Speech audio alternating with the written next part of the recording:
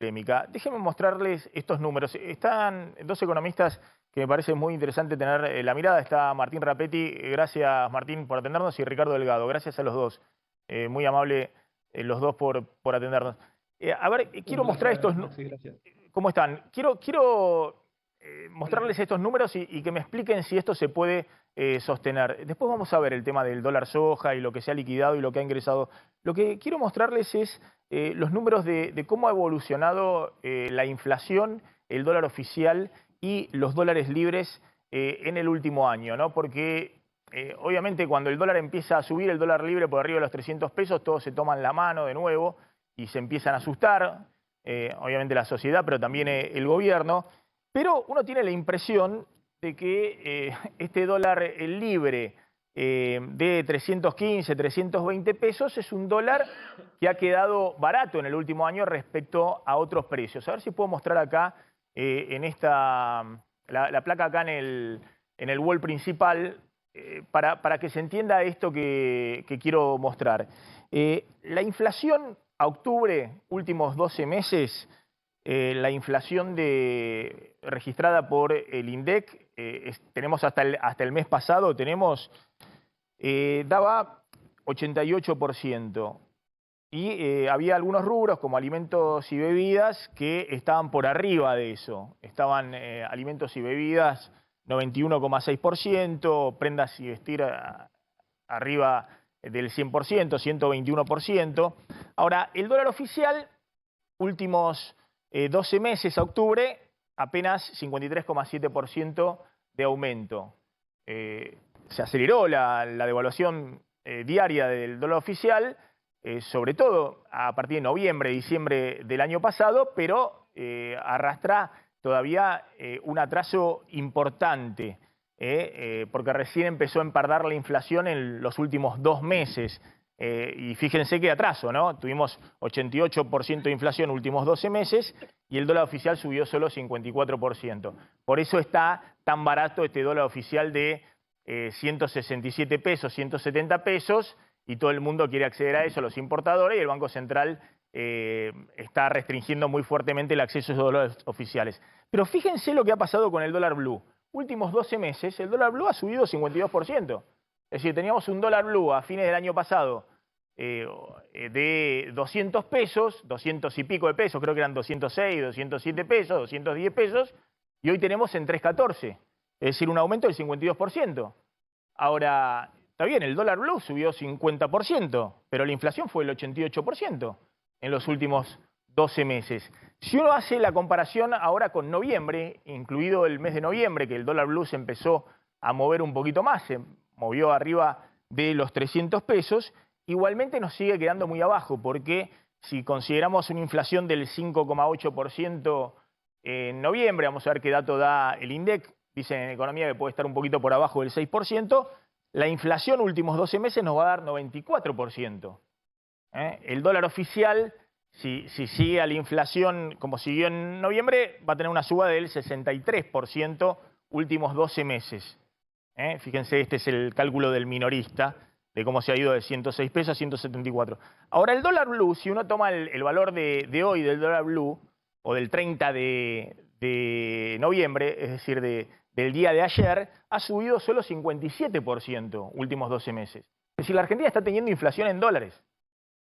Es decir, la Argentina está teniendo incrementos de precios, 94% de inflación, que están muy por arriba, obviamente, de la suba del dólar oficial, pero también de la suba del dólar blue. Es decir, que los precios están subiendo en dólares en la Argentina, medidos por el dólar libre, por el dólar blue.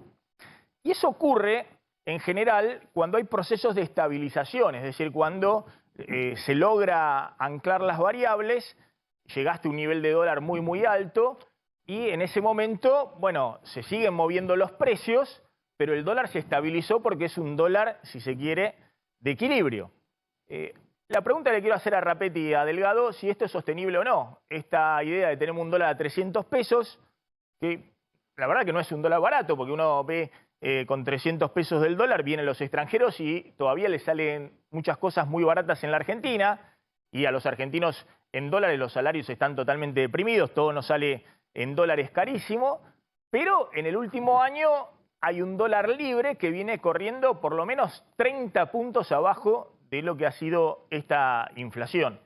Quiero empezar con vos, Martín. Bueno, ¿cómo estás viendo esto que estoy mostrando, ¿no? Si esto es sostenible, digamos, la idea de que, bueno, ya estamos en el proceso de estabilización y el dólar puede seguir, el dólar libre estoy hablando, ¿no?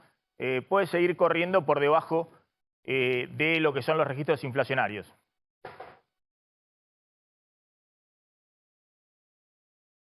A ver, tengo un problema ahí con el audio. A ver si me estás escuchando, Martín Rapetti. Sí, ¿cómo andas, Maxi? No sé si me escuchan bien. Sí, perfecto. Yo te escucho un poco intermitente, Perfecto. No sé si... ¿Me escuchás bien? Sí, perfecto. Perfecto. Disculpa, Maxi, por ahí no te contesto exactamente lo que me preguntaste porque te escuché un poco interrumpido, pero quería hacer un comentario que me parece viene bien a lo que vos estabas mostrando. Que ojo con mirar la variación interanual del tipo de cambio oficial o el paralelo y compararlo con precios. ¿Por qué? Porque muchos precios han migrado del oficial al algún paralelo, a algún alternativo. Entonces, si pasa eso, la tasa de variación del dólar efectivo que usa ese que forma precios es mucho más que el 50 y pico que mostraste vos. Porque, digo, para ponerlo muy sencillo, si hoy el oficial es 160, un año atrás era la mitad, vamos a decir 80,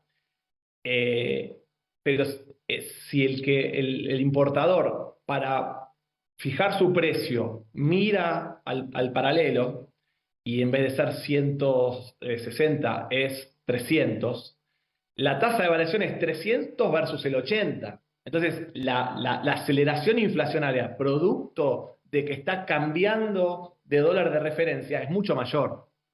Y yo creo que eso es uno de los factores importantes que ha estado pasando, te diría, desde la crisis que tuvimos a mediados de año, en junio. Vos lo que explicás es decir, mirá, acá tenés ya un dólar oficial que no ancla porque tenés 30 puntos más de inflación, subió 60% el dólar oficial, tenés 94% de inflación en los últimos 12 meses, porque la brecha cambiaria, es decir, tener dólares libres 90% más caros, te está generando que parte de la fijación de precios se tome como referencia un intermedio o dólares más altos.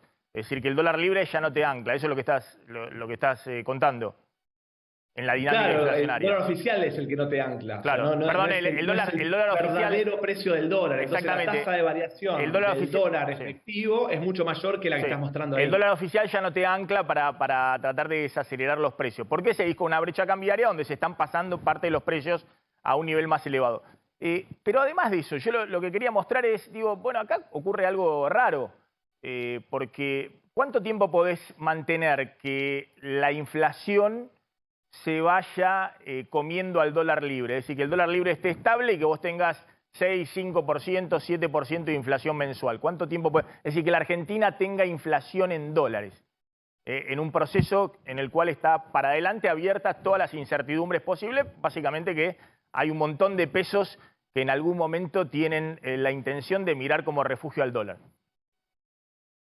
Bueno, si vos miras al pasado, en general ha ocurrido que el dólar libre ajusta con cimbronazos. Se queda estable un tiempo, ahí se produce la inflación en dólares que vos mencionás, Maxi, en el libre, y luego se acomoda. Eso incluso, o sea, eso podrías pensarlo con una brecha incluso relativamente estable en el mediano plazo. Vale decir, cae la brecha un tiempo, se vuelve a acomodar. Acá yo creo que hay que mirar dos cosas. Uno, el tema que vos mencionás, que es que pueda eventualmente haber un ajuste porque se queda rezagada.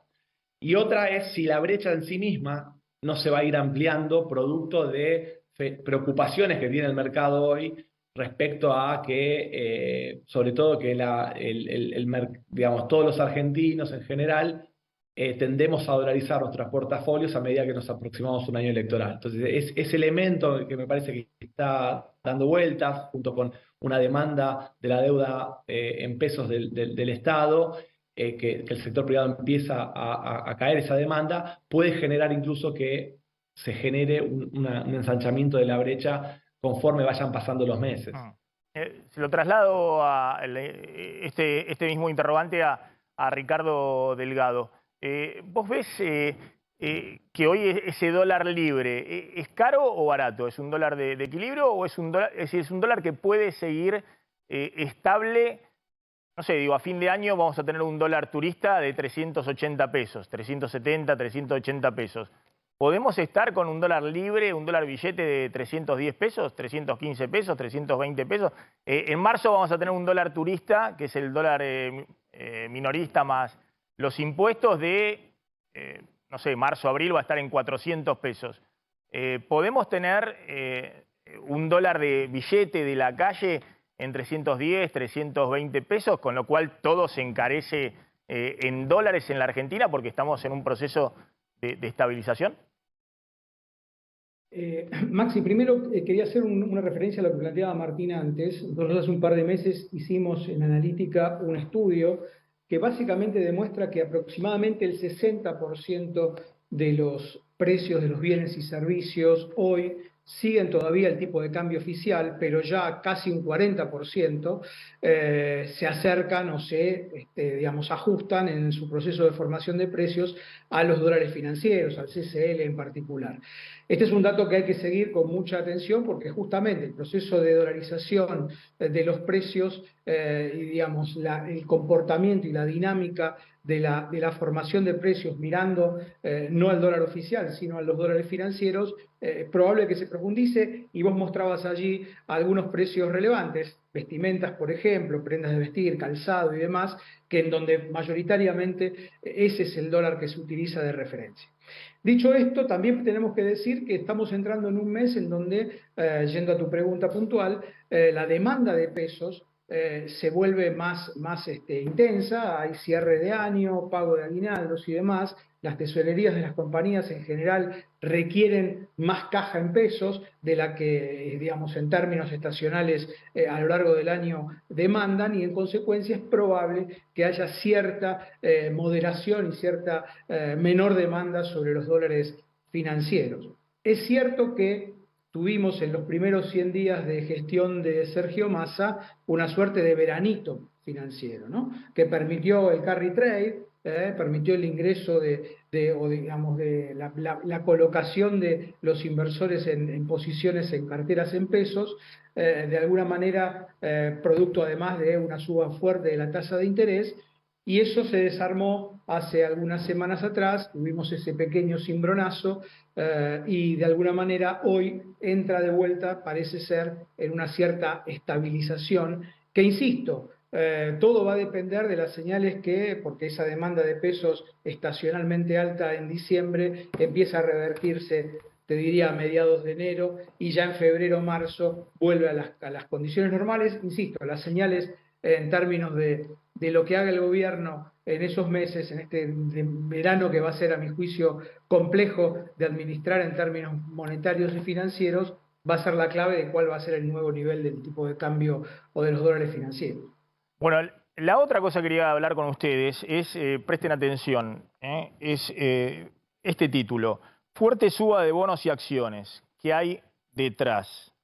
Hablando un poquito de esto. Y esto lo podemos ver en el siguiente gráfico, en un gráfico que muestra que desde el 14 de octubre hasta el 30 de noviembre, es decir, hasta el día de ayer, los bonos de la deuda argentina, que estaban en el tercer subsuelo, subieron en pesos 30%.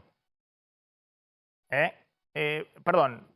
Sí, los bonos en dólares subieron en pesos 30%, pero se lo pongo así, en estos términos directamente. En dólares tenemos bonos que están subiendo prácticamente 30%, que venían subiendo en el mes de noviembre 20-25% y que han tomado también un impulso ya desde fines de octubre.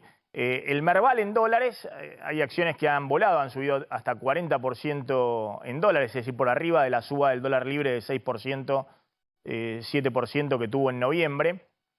Y fíjense, en cambio el plazo fijo UVA, que te paga la inflación más un mínimo de tasa de interés, solo subió 1% en dólares, y apenas le ganó al tipo de cambio libre, al dólar.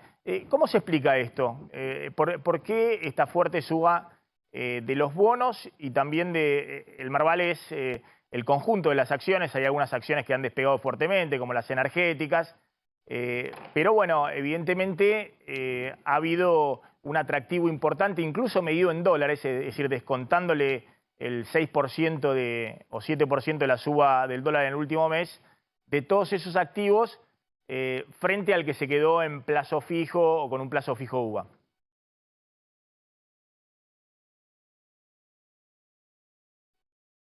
Ahí te tengo muteado, Martín, a ver si... Sí, perdón, Sí. perdón, Maxi. No, se vincula mucho, me parece, a lo que mencionaba Ricardo hace un ratito. Hubo un fuerte cimbronazo con la salida del ministro Guzmán y después con la ministra Batakis. Ahí hubo un cambio de cartera muy fuerte, digamos, básicamente hubo un desprendimiento de los activos en pesos en favor de una dolarización. Eso fue lo que empujó la fuerte suba de la brecha. Y luego lo que decía Ricardo, una vez que eso se logró estabilizar, Ricardo usó la palabra carry trade, que para el público en general no es tan familiar, pero en esencia es que la gente, los tenedores de instrumentos financieros deciden hacer un cambio parcial de activos en pesos. A ver, repetime ahí, Martín, porque hubo un problemita técnico. No, simplemente que volvió a haber un cambio. Cuando se logró estabilizar y se vio que el dólar libre no se iba a seguir moviendo al alza, se empezó a aprovechar, hubo una migración a tenencias en activos en pesos, bonos que rendieron una tasa de interés alta, que lo decía Ricardo antes, y también hubo una compra de acciones. En buena medida en muchos sectores donde incluso hay perspectiva de crecimiento de mediano y largo plazo, como por ejemplo las energéticas. Entonces, todos estos elementos te pueden explicar en buena medida lo que ha ocurrido, del mismo modo que te puede pasar algo alternativo si hay en algún momento un cambio en la dirección contraria. Vamos a observar seguramente una suba de la brecha y una caída del rendimiento de los instrumentos en pesos. Esas volatilidades me parece que van a estar dando vuelta en los próximos meses, sin duda. Delgado... Yo agregaría, Maxi, que me parece que el mercado claramente sacó de su escenario una devaluación de shock en el corto plazo, ¿no? Y eso de alguna manera le dio valor prospectivo, si querés, a los activos que ya venían en niveles muy bajos. Los bonos de la deuda argentina, pensemos que digamos, rinden menos digamos, o valen menos que los bonos ucranianos, ¿no? Un país en guerra. Entonces, eso de alguna manera hizo que algunas posiciones haya, digamos, por supuesto de carácter especulativo, tomando posiciones ante la eventualidad de que el gobierno mantenga esta paridad o esta lógica de ajuste acelerado, pero digamos no de shock en el tipo de cambio oficial. Ahora, brevemente, digamos, para cerrar entonces, porque ustedes no ven ahí un cambio de perspectiva drástico respecto a, bueno, de alguna manera se empieza una transición política, un poco lo que pasó en 2015, ¿no? Cuando los activos financieros de Argentina, acciones y bonos del Estado tuvieron un raíz de subas muy importante. Ustedes no están viendo todavía eso. Lo que están diciendo es, bueno, se estabilizó el mercado financiero, la idea de que iba a haber una devaluación abrupta del tipo de cambio oficial o una disparada sin techo de la brecha cambiaria, y eso en un escenario también internacional un poco más tranquilo, sobre todo las últimas semanas, está generando atractivo en los activos financieros argentinos. Yo creo no que el punto, veo los mismos elementos que en 2015, básicamente en tres aspectos. Primero, 2015 era un escenario de mucha mayor liquidez internacional. Hoy es un escenario donde están subiendo las tasas y los rendimientos de los activos de países desarrollados. Ese es un primer factor diferente. El segundo factor es, a esta altura, en 2015, había mucha más, no voy a decir certidumbre, pero sí menor incertidumbre respecto a qué podría ser el próximo gobierno. En ese entonces se sabía que había tres candidatos, Macri, Massa y Daniel Scioli, entonces había Sí. una determinada certidumbre política que hoy no hay. Hoy el panorama político es mucho más incierto. Y el tercer elemento, te diría, es que en 2015 había una historia que a los mercados les gustaba, que era que en Argentina iba a haber un cambio con cualquiera de estos tres candidatos que acabo de mencionar, que iba a ser un cambio en la dirección de ser más amigables con los mercados y que Argentina tenía un montón de potencial. Vino la experiencia de Macri que le resultó negativa en los mercados porque perdieron plata, entonces hoy hay mucha más reticencia en los mercados internacionales cuando uno habla con inversores extranjeros respecto a comprar a Argentina. Hay mucha más cautela que lo que había, que el entusiasmo que había en 2014, 2015. yo agregaría, Maxi, a lo que dice Martín, que con lo que concuerdo plenamente, que justamente esa historia futura mejor para la Argentina a partir del 2016, con el cambio de gobierno, le permitió durante el 2015, en el último año de Cristina, del segundo gobierno de Cristina Kirchner, de alguna manera evitar incertidumbres, digamos, financieras que impactaran fuerte en los precios de los activos. Al contrario, en muchos momentos la Argentina vivió una transición, te diría, bastante ordenada. La situación para el 2023 a mí me parece que va a ser compleja, en tanto y en cuanto a la fragmentación política que plantea Martín, se le agrega justamente la falta de señales económicas y financieras dentro de ellas que los principales candidatos de oposición todavía mantienen. Y esto me parece que a los fines de aquel que tiene pesos o dólares en la Argentina, es algo que obviamente complica y que nada peor para una transición política que una incertidumbre máxima. Entonces me Claro. parece que en tanto en cuanto la política no dé señales claras, se ordene y haya candidatos claros en la cancha, la incertidumbre va a seguir estando presente. No, por eso, y cerramos con esto, por eso vuelvo al inicio, ¿no? Está claro que todo el que tiene pesos trata de refugiarlo, no perder valor, por eso subieron fuertemente las tasas de interés y no las van a bajar ahora, pese a que por un mes se desacelere un poquito la inflación. El Banco Central dicen que hay que esperar 2, 3 meses, ver, claro, pues están muy preocupados, no quieren que los depósitos corran al dólar. Por eso también el gobierno tiene que ofrecer cada vez tasa de interés más alta para refinanciar la deuda en pesos, porque quedarse en pesos, la verdad que es todo un desafío en este escenario que hay tan pocos dólares en el Banco Central. Lo que yo decía al principio es, ojo, que en el último año el dólar tampoco fue refugio frente a esta inflación. Es decir, porque ese dólar que estaba a 200 a fines del año pasado y que está ahora en 300 pesos, perdió frente a una inflación del 94%. Ahora, como decía Martín, en algún momento el dólar tiene que recuperar. No podés tener esta inflación y el dólar blue en el último año subiendo 30 puntos menos que esa inflación.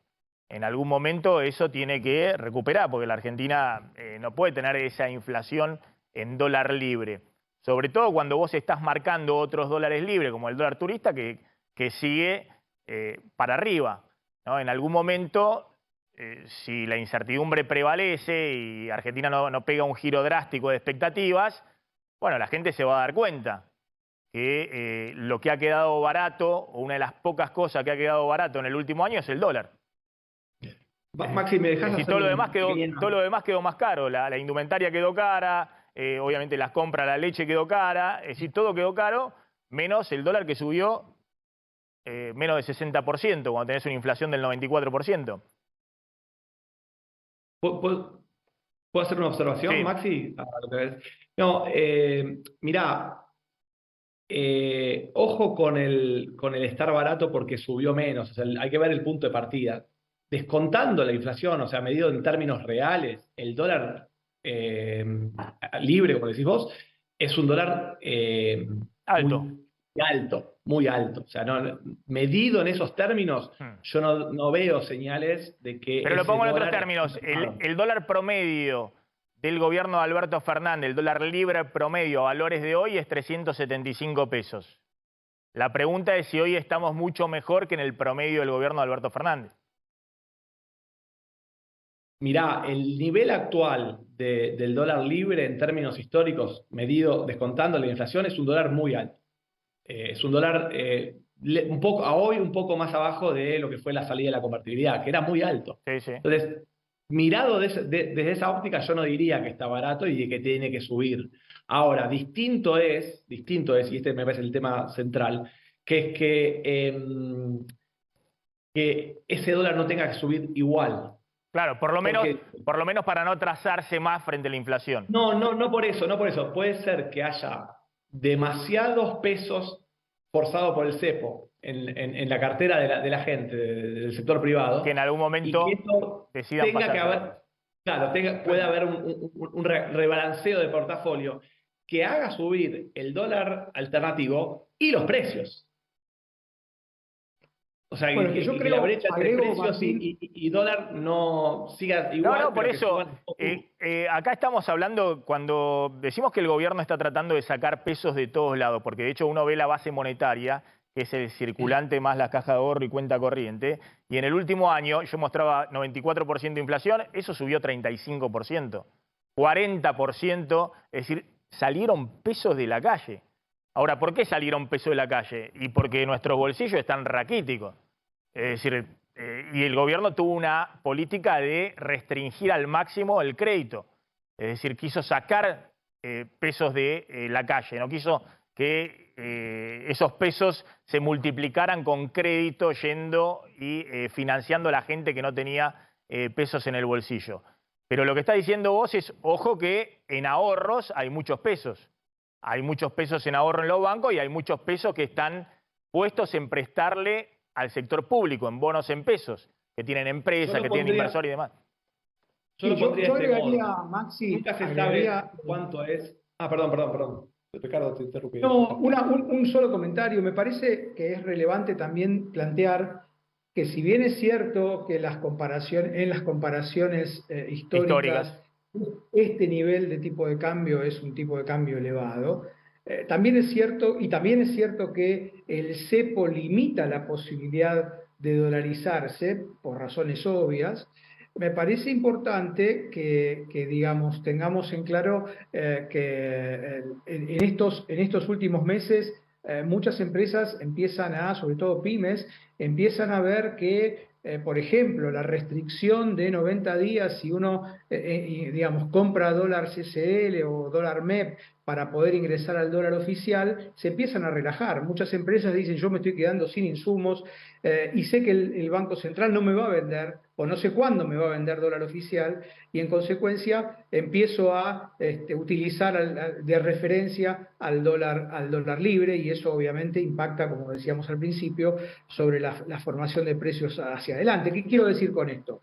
El desbalanceo entre pesos y dólares es cada vez más marcado y de alguna manera termina impactando. Y en alguna manera se tiene que expresar en el precio, digamos, en el precio del dólar. Exactamente, con lo cual... No solamente en el precio de los bienes, sino también en el precio del dólar. Definitivamente, porque al final del día el dólar es un precio más, obviamente muy relevante, y esto de alguna manera forma parte del cuadro de desequilibrios que produce un régimen que se acerca peligrosamente a la alta inflación, ¿no?, en Argentina.